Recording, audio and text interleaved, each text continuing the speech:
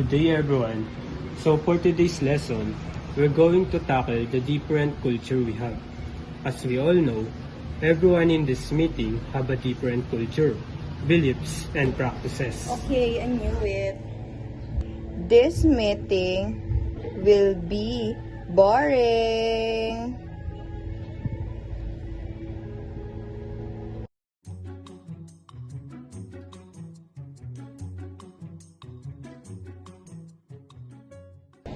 Good day to you all my classmates. I am Khalid Omar. I am from Egypt, somewhere in Africa. And I'm going to present you our traditional culture, which is belly dance. Girl mostly using it, especially in wedding or other celebrations. I'm going to present it to you all to see it and to understand it, how it looks like.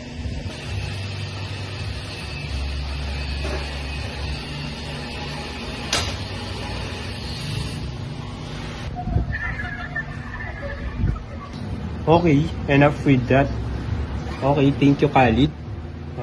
Belly dancing is very impressive.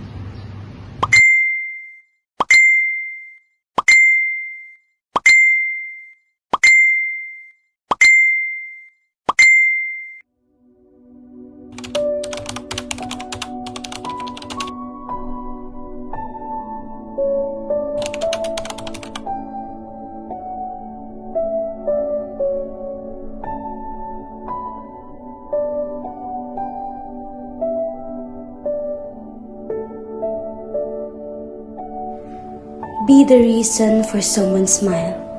We may have different religions, different languages, different skin colors, but we all belong to one human race.